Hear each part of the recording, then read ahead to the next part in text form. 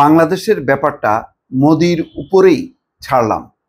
অর্থাৎ ভারত যে উদ্বেগ প্রকাশ করেছে বাংলাদেশের প্রসঙ্গে, সেই ব্যাপারে উত্তর দিতে যে ট্রাম্প এক পর্যায়ে বলেছেন বাংলাদেশের ব্যাপারটা মোদির উপরেই ছাড়লাম। আসলে কি তেমনটা বলেছেন তিনি? এটা নিয়ে কিন্তু অনেক গণমাধ্যম সেই শিরোনামটা করেছে, এমনকি ডেইলি স্টারও সেই শিরোনামটা প্রথমে করেছিল। করার পর ডেইলি স্টার কিন্তু চেঞ্জ করে এখন তারা ভারতীয় সাংবাদিকের বাংলাদেশ বিষয়ক পোস্টের উত্তরে যা বললেন ট্রাম্প, এইভাবে শিরোনামটা করেছে। এর আগে তারা ওই একই বিষয় বলেছে যে বাংলাদেশের ব্যাপারটা মোদির উপরে ছেড়ে দিলাম। বাংলাদেশের ব্যাপারটা মোদির উপর ছাড়ার নিকে, মানে ট্রাম্পকে, বা মোদিরও দায়িত্ব নেয়ার এখতিয়ার কোথায়? পুরো বিষয়টা আসলে ট্রাম্প নিজেও এইভাবে বলেননি। এটা ছিল একটা মানে ভারতীয় সাংবাদিকের প্রশ্নের উত্তরে তিনি তাচ্ছিল্যের সাথে এই কথা বলেছেন। এটা মানে প্রভোগ করেছেন যে আচ্ছা এটা তোমাদের প্রাইম মিনিস্টারকে করো। মোদি তো বুঝছে পুরো ব্যাপারটা, এই কারণে মোদি কিন্তু কোনো উত্তর না দিয়ে সেই ইউক্রেন যুদ্ধের ব্যাপারে যে শান্তি স্থাপন, যুদ্ধবন্ধ, এইসব বিষয়ের উপরে কথা বলে বাংলাদেশ বিষয়ে আর শব্দ উচ্চারণ করেছে।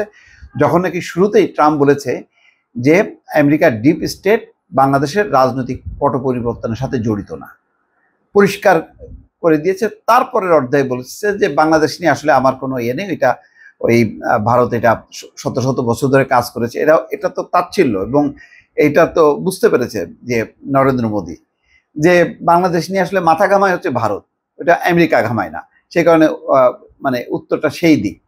তাকে ফ্লোর দেওয়ার পরে মোদি আর এই কথাটা বলেনি। যাই হোক, ডেইলি স্টার এই ভুল করার পরে ডেইলি স্টার পরে একটা বক্তব্য দিয়েছে যে প্রিয় পাঠক, অনিচ্ছাকৃত ত্রুটিপূর্ণ অনুবাদের জন্য আমরা আন্তরিকভাবে দুঃখিত। আপনারা যে প্রতিক্রিয়া প্রকাশ করেছেন তার জন্য ধন্যবাদ। অনুবাদ সংশোধন করে সঠিক ভাষণ প্রকাশ করা হলো, যার ফলে তারা কিন্তু চেঞ্জ করছে। কিন্তু আসিফ নজরুল এই বিষয়টি পিক করেছে। আসিফ নজরুল সৈয়দ আবদুল্লাহ এই বিষয়ে বিস্তারিত যে ব্যাখ্যা দিয়েছে, সেই ব্যাখ্যাটা ধরে আসিফ নজরুল ওই লেখাটা তার নিজের ওয়ালে সেটা পোস্ট করেছে। সেটা কি? সেখানে কিন্তু একটা বিস্তৃত ব্যাখ্যা দেওয়া আছে যে ডোনাল্ড ট্রাম্প এবং মোদির মধ্যে যে বৈঠক হয়েছে, আসলে বাংলাদেশ ইস্যুতে এটার বিষয়টা একেবারেই ভিন্ন। এরকম কোনো দায়িত্ব দেয়নি মোদিকে। ডোনাল্ড ট্রাম্প এবং মোদির বৈঠকে বাংলাদেশ প্রসঙ্গে ট্রাম্প যা বলেছে সেটাকে কয়েকটা মিডিয়া ভুল ভেবে প্রচার করেছে।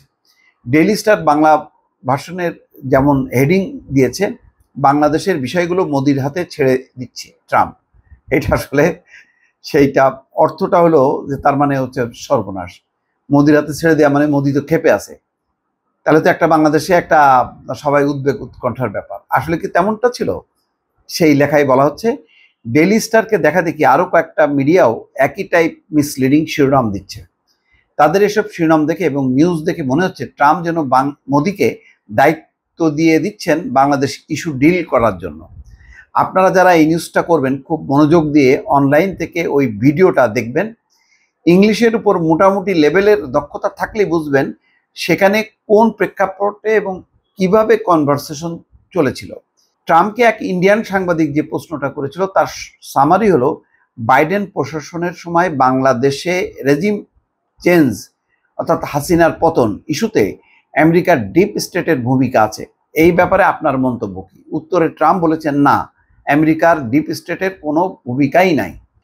এবং তারপর চোখে মুখে বিরক্তি নিয়ে মোদির দিকে ইঙ্গিত করে, যেহেতু ইন্ডিয়ান সাংবাদিক মন গড়া তথ্য প্রচার করতে চাচ্ছিল, তাই ইন্ডিয়ান প্রধানমন্ত্রীর দিকেই তাকে রেফার করে দিয়ে ট্রাম্প বলেছেন, বাংলাদেশ ইস্যুতে ওই প্রশ্নের উত্তরটা মোদির উপরেই ছেড়ে দিলাম। মানে বাংলাদেশ সংক্রান্ত ওই প্রশ্নটার উত্তর মোদিকে দিতে বলেছিলেন ট্রাম্প। এই হলো ঘটনার সামারি।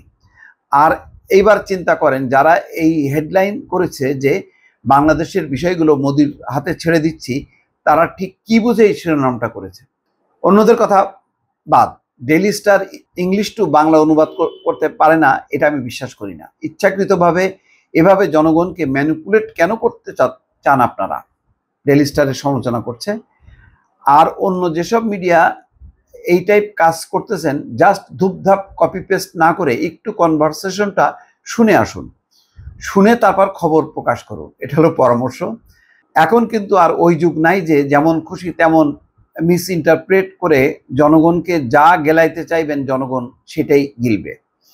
অনেক সুযোগ সন্ধানী লোকজন আছেন যারা এই খবরটা ম্যানিপুলেট করে জনগণকে বিভ্রান্ত করার চেষ্টা করবে। দেশপ্রেমিক সাংবাদিক ভাইদের প্রতি অনুরোধ থাকবে, আপনারা সত্যটা প্রচার করুন এবং সঠিক সংবাদ পরিবেশন করে সবার কাছে প্রকৃত সত্যটা উপস্থাপন করুন। এতে করে যারা মিসলিডিং শিরোনাম দেখে বিভ্রান্ত হওয়া থেকে সবাই সচেতন থাকতে পারে যাতে।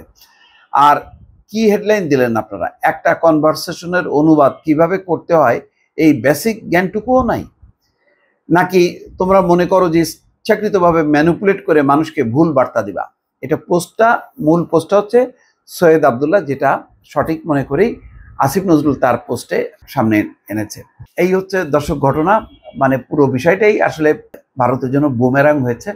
ট্রাম্পের কাছ থেকে যেটা প্রত্যাশা করেছিল ভারত, আসলে সেটা মানে হয়নি শেষ পর্যন্ত। দর্শক, এটাই হচ্ছে বাস্তবতা।